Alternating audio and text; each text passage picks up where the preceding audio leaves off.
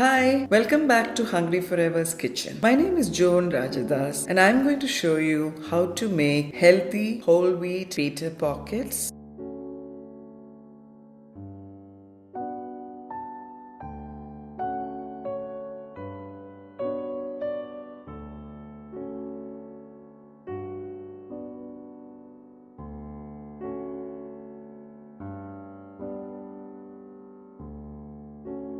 So we would take about 1.5 tablespoon of instant yeast and we soak it in 1.5 cups of lukewarm water and also add 1 teaspoon of sugar.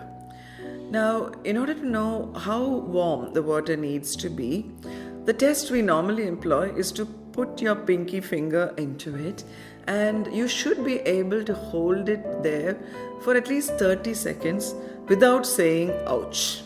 That means the water is at the right temperature. You stir this and let it rise.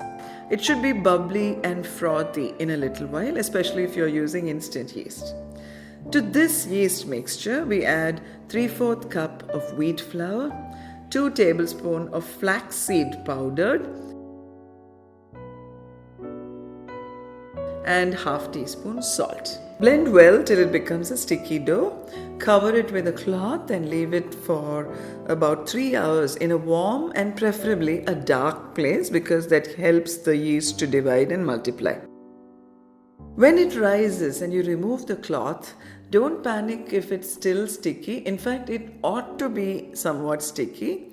So tip it out onto a floured surface and oil your hands generously because otherwise it's all going to stick to your hands. Now you start kneading it till it becomes firm, adding as much wheat flour as necessary. Now you take a well-oiled bowl and roll this ball of dough in it.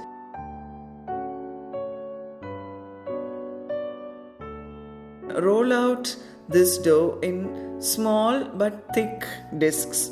It should be the thickness of a tandoori roti. Heat the tawa, then you put it on the tawa. You don't actually need to oil the tawa if you're using a non-stick tawa. And then you cook it evenly on both sides, pressing down firmly because it is a fairly thick roti.